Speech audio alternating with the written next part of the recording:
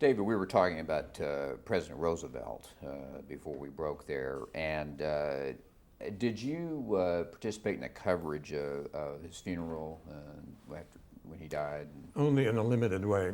He died in Palm Springs, and in Georgia. And the railroads, there's only one track going in there. Railroads were the standard form of travel in those years. The airplane was around, but not yet what it is today. And they had to back a train in to get him out, which meant they had to build a platform to carry the body, the coffin. And they wanted it up high, so as the train rolled along up the East Coast, it would be lit up at night so people would stand along the track and see it. It was a spooky, moving sight. And there were people out there singing hymns, holding up their children to see the sight, the dead president on his way back to Washington and the grave, or to Hyde Park. And he had been president for more than 12 years, more than 3 terms, 3 and a half almost. And it had become a part of the fabric of our country. I mean, he was the president, period. That's all there was to it. The president was Roosevelt. And there wasn't anybody else. People really wept in the streets. And the train went slowly. Eleanor Roosevelt sat in the car with the coffin. And as I say, it was lit up at night, so when it rolled through little towns, people could see it. It was a terribly wounding, sad, worrisome. Nobody knew what was going to happen next. The war was still on. And Harry Truman was then in the Senate. He and several other members were in a downstairs room in the Capitol under the Senate chamber, which is half secret. They call it the Board of Education. Oh, Sam Rayburn's. Sam Rayburn, right. Great speaker, the greatest in my opinion. And Truman, and only you were allowed in only if you were invited. Truman was a good, nice, friendly fellow, and he and the speaker got along well. The speaker invited him to come down to the board after the Senate adjourned for a drink, of course, bourbon. What else? Anyway, Truman was down there, and in there they have a bar, and they have a refrigerator, and then big leather couches. I've only seen it once and never been invited in there because it's only for members. Anyway, they were in there drinking and having a nice time when the phone rang, and it was Steve Early calling from the White House asking for Harry Truman, whom he knew was there. And Truman answered the phone, came to the phone, answered it, left in a hurry. And he didn't know why. He said to the others there with the bourbon, he said, "There's something wrong down there, I have to go." He got his car, went to the White House, went to the family quarters. Eleanor was awaiting him. She put her arms around him and said, "Harry, the president is dead." And all the wire services, including mine, then moved the smallest, shortest news story ever written. FDR dead. 7 letters. That's all it took. Nothing else need be said. Mm-hmm. The details, of course, came later. Mm-hmm. But well, what was your impression of Truman as he became president? He was Roosevelt's vice president, of course, and then he became president. Well, he was not the glamorous figure that Roosevelt was, but he was an honest, decent, friendly, nice, pleasant man, and I always liked him.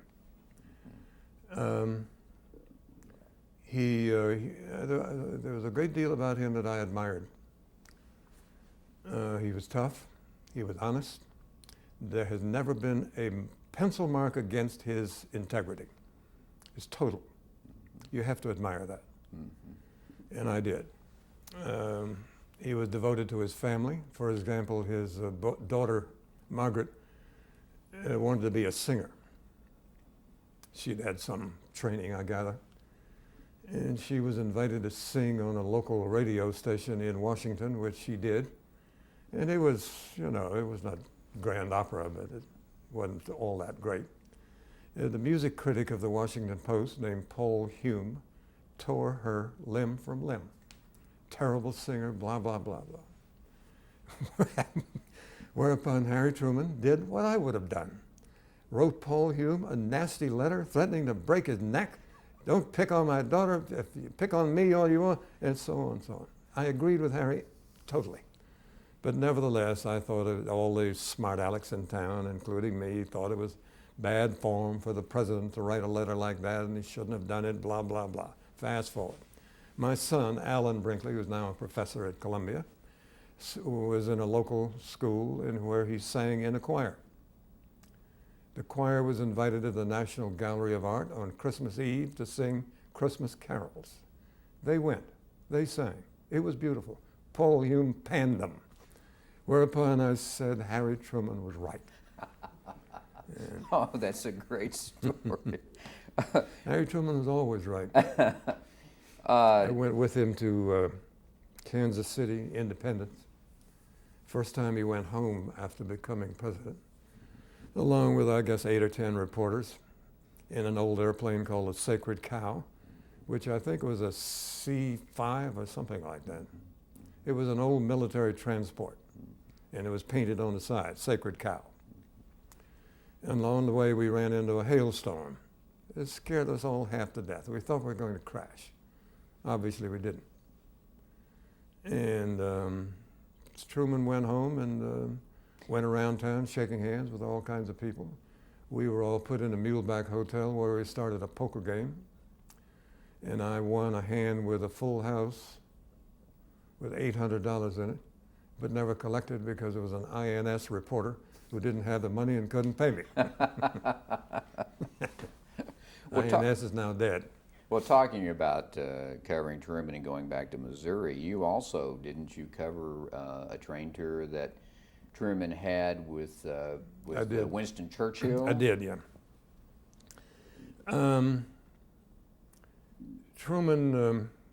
Churchill called Truman and said he thought the American people were not fully aware of what Joe Stalin was doing in Europe. He was gradually extending the Russian-occupied, the war was over. Russia extending the occupied areas that the Russians held. And he was closing off the Western Europe from the East. And he wanted to warn the American people what was happening. And Truman said, come here and make a speech and you tell us. Truman said, you come make a speech and I will introduce you and be on a platform with you. Churchill came. He flew to Washington. They got on to the president's private train, which he had inherited from Roosevelt. It's called the Ferdinand Magellan private car. It had 2 feet of cement on the bottom of it in case it ran over a bomb. It had all kinds of exits in case of an accident, so a crippled president could get out of it. And we, about 6 or 8 reporters went with him, including me. And he had his private car, and we had another car just ahead of his. And a time or two we were invited back to see him, talk to him, ask questions. And Churchill was there, and he put on his jumpsuit, which he was famous for during the war. That's one of those suits that zip up the front. It's quick to get into and quick to get out of. I wish they were fashionable because it's very appealing. You don't have to do all the buttoning and doing. Anyway, poker games started. And Churchill, it was at Churchill's instigation, he said to the president, I understand you play poker. Truman said, yes, I do. We'll have a game. And the game started, and Churchill kept losing. It appeared he didn't really understand the fine points of poker as Americans play it. he went out to, I guess, the bathroom, I don't know. And he came back, and while he was out, Truman said to the players, listen, this man's oratory saved the Western world. We are forever indebted to him. We're not going to take his money. Let him win. And people turned winning hands, three of a kind, straights, and so on. And Churchill won because Truman ordered him to win, ordered us to let him win. So this is one of my fond memories. Great payback. Yeah, little enough. God knows what he did for us. So he went He to. kept Britain in the war until we could get there. So he made his famous speech then. He made his Iron Curtain speech Fulton, in Missouri. Fulton, which is a little town nearby, on the campus of Westminster College.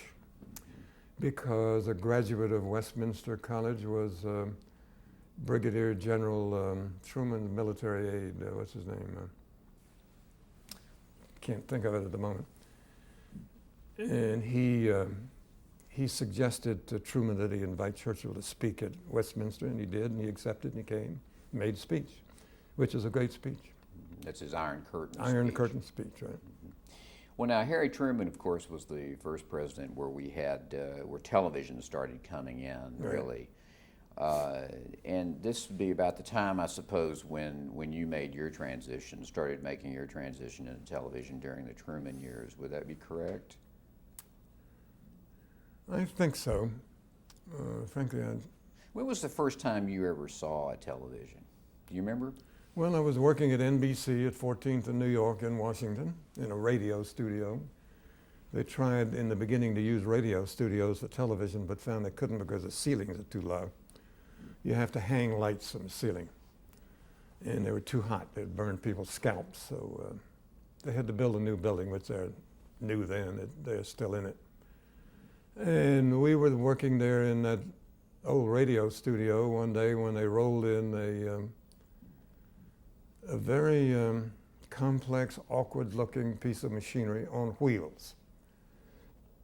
And first television camera we had ever seen. It was the only one in Washington, the only one they had. They had others in New York, but this is the first in Washington. And I remember a perhaps immortal remark by one of those present. He looked at it and said, "What in the hell are we supposed to do with that?" Good question.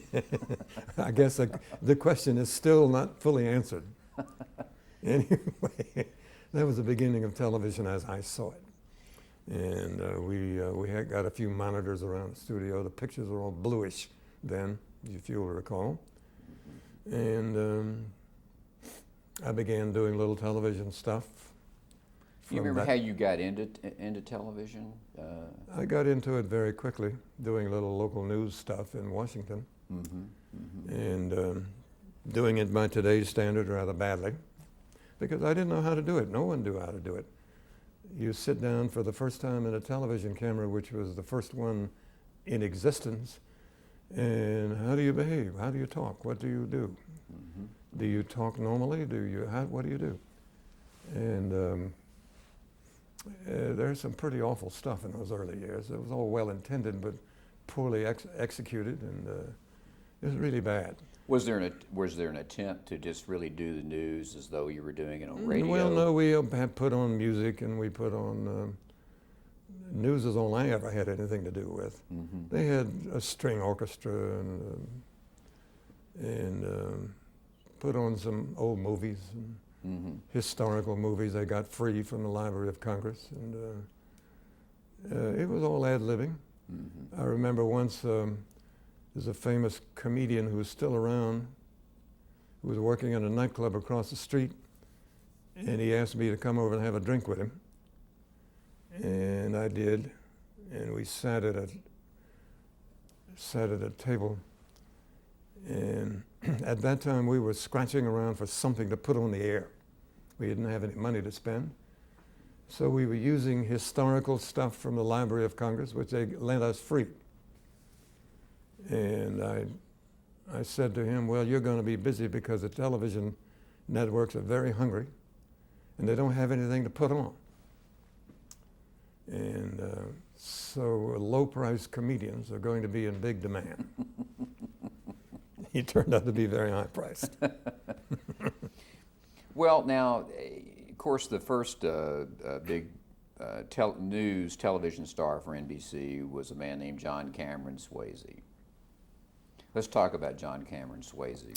John Cameron Swayze was working at NBC in Kansas City, doing news on the radio. He was moved to New York because he had a skill that is not unique but rare. He could read a long piece of copy, typewritten copy, and then look in the camera and recite it back word perfectly. And that was, we didn't have any prompters then, no cues. And that was then regarded as a tremendously valuable skill. Whether what he said was any good or not was something else. But he did not have to read it, and we didn't yet have prompters. So therefore, to take advantage of that great skill, they moved him to New York and put him on doing the nightly news, we'll call the Camel News Caravan. And he would wear a carnation. He accepted free neckties from the necktie industry with the restriction that he never wear the same tie twice. His black and white television, you couldn't tell much about the tie anyway. But anyway, he got a big bundle of ties and he wore a different one every day.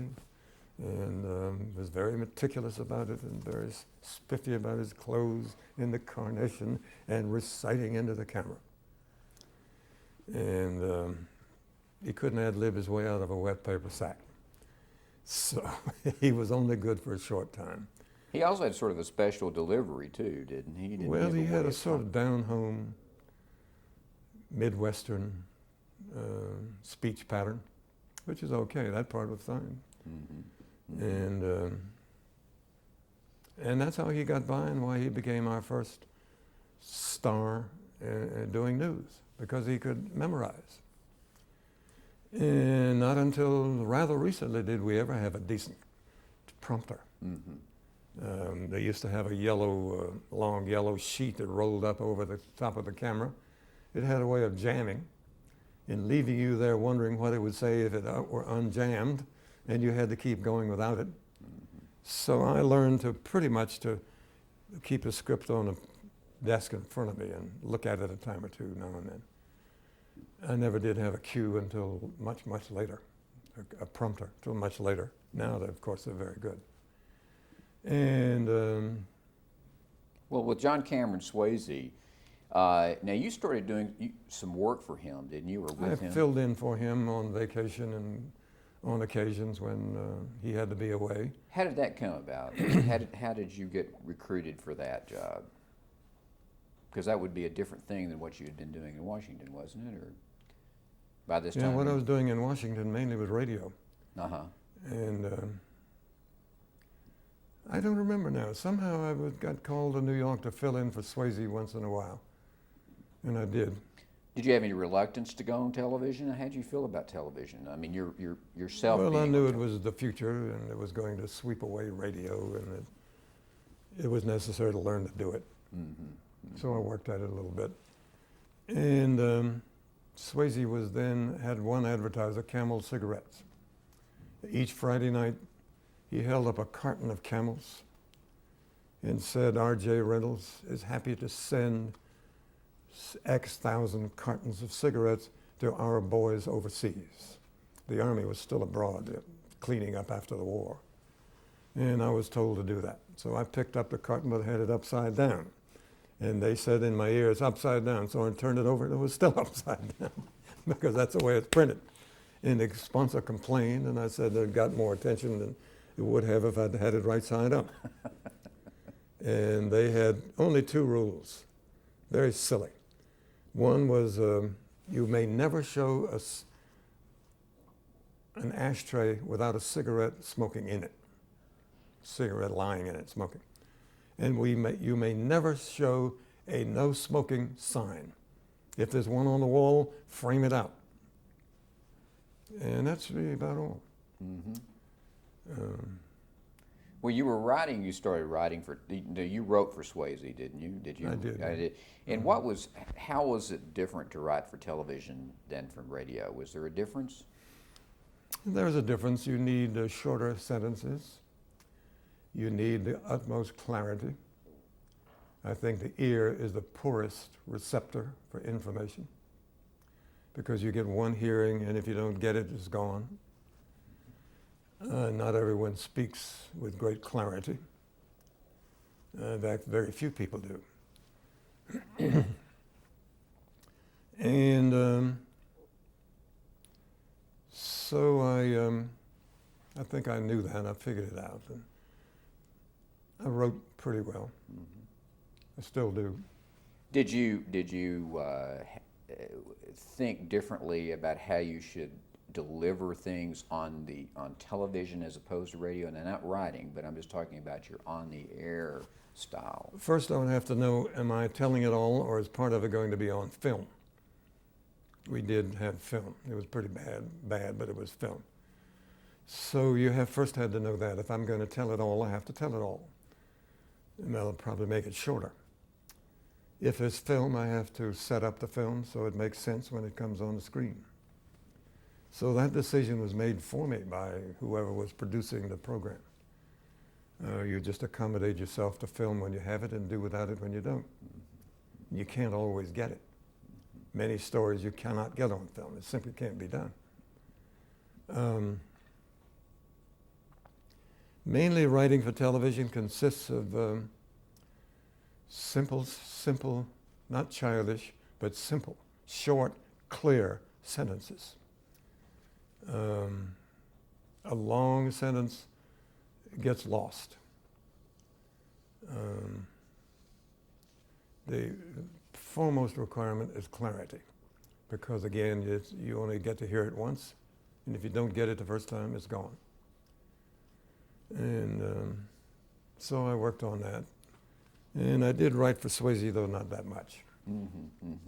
Well, so you were in television, and as you recall, the last couple of years of the Truman administration from 50 to 52, really one of the big stories was Joe McCarthy and the Red Scare. And of course, the blacklist was not a story, but it was an operation in television. Did you ever have any experiences with the blacklist on television in the industry? I knew a few of the people who were blacklisted. I just knew them as social acquaintances, but nobody I ever worked with. I don't think anybody in journalism would ever have been dumb enough to get caught in that trap. When you think back, you will recall that it was almost all showbiz types, movie people, who may be very good at making little pictures that move, but they're not very good in dealing with public affairs. They're not well informed. And they mostly were the ones who got blacklisted, fairly or unfairly, I wouldn't attempt to say. But some of them were involved with communism to some degree, and I didn't know any of them. So I don't really know much about that subject. I know a good deal about McCarthy. My sister, Mary Driscoll, by then was married, had a job on Capitol Hill as Joe McCarthy's executive secretary. I despised him, and she did not. She didn't believe in his anti-communist crusade, but he had hired her and paid her and was very nice to her. And so she and I had to agree not to discuss him. I could not discuss him without getting into four-letter words, and I still can't, because he was the biggest liar in the history of the United States. I think that rings true. I can't think of a bigger liar we've ever had. And he terrified the Senate. And so I loathed him. She did not. So we had to agree not to discuss it. And she stayed with him till he died. Very interesting. Whereupon it was discovered he never had any 205 names. He never had any names. He didn't have he had a piece of paper in his hand, yes, but there was nothing on it. And I asked her that. And I asked her, my sister Mary, he said he had the names of 205 communists. Where did he get that? Where did he get them? And she said, he made it up. And she knew. She was in his office with him. So. Well, let me ask you, how would you evaluate the role of the broadcast industry and the newspapers in covering McCarthy? What kind of a job, how would you grade the job that the press did in covering him? Do you think there was, that they did a good job of exposing him, or did they help him? Or? It certainly did not help him, no. I think we all felt the same way because we all knew he was a liar. We all knew that these 205 communists still running the government of the United States was a falsehood. There was no such list. It never existed. He made it up. And we all knew that. And whatever I learned from Mary, I told everybody, not telling him where I got it, because I didn't want to get her in trouble. And so we all knew he was a fraud, and he was, total fraud. He referred to himself as Tail Gunner Joe, for example. He was never a tail gunner, never at all. It was just another lie. And we did not attack him, except to quote what we knew about him. And Ed Murrow did a job on him with a documentary he did about McCarthy, which did not undo him, but it didn't help him any, and it hurt him some. I don't know. It's hard to say. I think two members of the Senate really put him out of business. Well, let's go back to the Murrow broadcast a minute. What was the impact of the Murrow broadcast on NBC with respect to McCarthyism and McCarthy? Was there any feeling in NBC about it? Well, there was no NBC versus CBS feeling. No, we didn't care about that. We were all in the same boat, and we were competitors, yes, but we were not out to kill each other. No, I think we all admired Murray. I did. I knew him not too well, but I knew him. And I liked him, and I thought he had done a wonderful job in London. His broadcasts for London were classic, and some of the best journalism ever done by anyone, anywhere. And so we all had a great respect for Ed, and we knew him, and sometimes he and I were on the air in competition, and sometimes I beat him, sometimes he beat me. But that's life. Was there any regrets that NBC wasn't there first, though, in attacking or exposing McCarthy? We weren't. No, we were not. Murrow had a status at CBS that I don't think anybody at NBC had at that time. And I could not do what Murrow did on a news program. That was opinion and conjecture and so on. And I couldn't do that on a news program. You will recall it was a program unto itself. Right. It was not a part of anything else. Right. And CBS didn't do it on a news program. They did it separately with Murrow. Right. Well, we're going to change tape here. Okay.